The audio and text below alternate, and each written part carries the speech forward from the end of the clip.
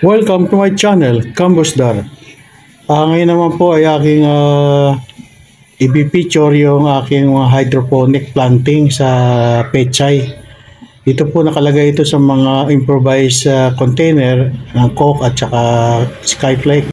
Hydroponic na naman po tayo sa pagtatanim ko ng pechay. Ito po yung mga natirang punla nung isang araw. Ngayon, wala po akong paglalagang styro. Ang ginawa ko, meron akong mga basyo na mga Coke litro 1.5.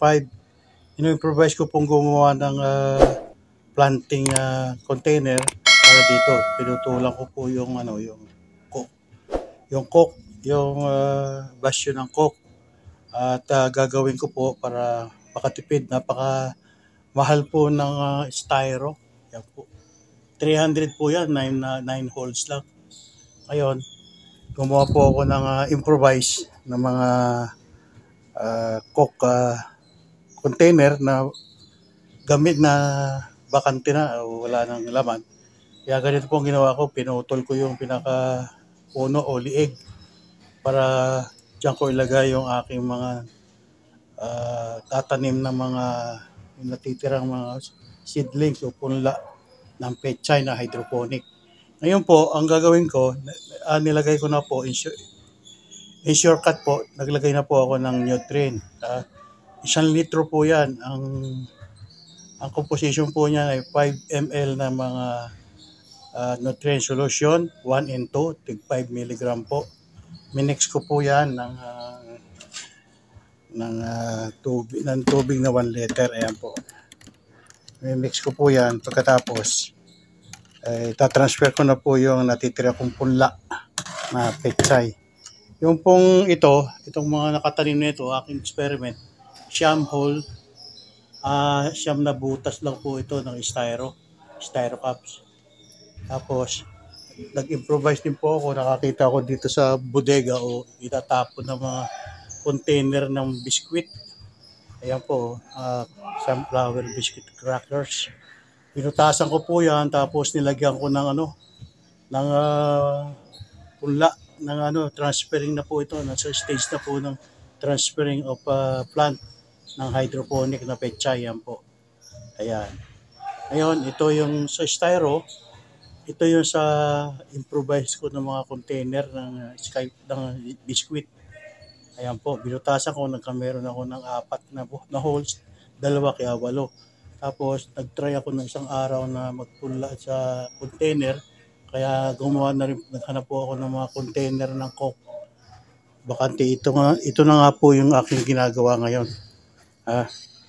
Lalagyan ko po siya ng kukupit, itong pinaka-container na pa aking pagtataniman. Ganyan po. Ayan.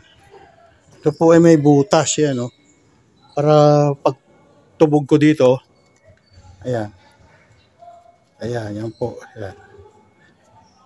3 lang po muna kasi 3 lang yung aking bakanting Coke container bottle na wala na pong laman. Ayan po, ayan. Ito po, yan. Ito po ang sistema na ginagawa ko. Nakakatipid na ako kasi napakamahal po ng box na yun, yung tuna box. Yan po ay 300 plus ang bili ko, pero ready to use na po yan. May mga butas na, kaya lang siyam, pero mahal pa rin. Kaya ngayon nag-iipon ako ng mga bote ng bakanting 1.5 Coke. Kaya nilalagyan ko na po siya ng kukupit, yung pinaka-soil nung aking itatanim na pechay.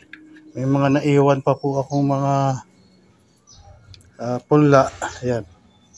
Itatanim ko po rito. Sayang din naman. Kaya simula ngayon mag-iipon po ako ng container at dito ko na po itatanim para makatipid at improvise naman po ito. Tatry ko po kung maganda rin ang magiging resulta at tubo ng hydroponic pechay sa improvised container ng coke o bottle coke na aking ginawa ngayon. Sa ngayon po ay meron akong tatlong improvised coke container o bottle. Ngayon itatransfer ko na po yung aking punla na natitira dito. Ayan. Kailangan po may ugat pag yung transfer o binunot doon sa punla tray. At ito po ay aking tutusukin ng stick para diyan ko idig o ibaon yung aking punla na pechay. Ganito po ang sistema niya. Ayan. Ganyan po. Ayan. Tatlo lang po muna kasi magpapatubo pa ako at maghahanap pa ako ng mga basyo sa mga basurahan dyan sa mga labas-labas ng kapitbahay para may tanim ko po dito sa aking improvised empty bottle coke. Yan. Yan. May tatlo po akong itatanim. Tinutusok ko po ng stick, ganyan, para itanim ko yung aking seedlings, yung aking punla na pechay na hydroponic. Ngayon po, yan, okay na po. Meron akong tatlong improvised na container o bottle of coke na itinanim ko yung tatlong punla ko na pechay na hydroponic. Sana naibigan nyo po ang aking demonstration. At kung hindi pa kayo nakasubscribe sa aking channel, ay hit po nyo ang aking subscribe button at notification bell para sa susunod kong update at malaman na ninyo kung paano lalaki ang isang pechay na hydroponic planting. Maraming salamat po.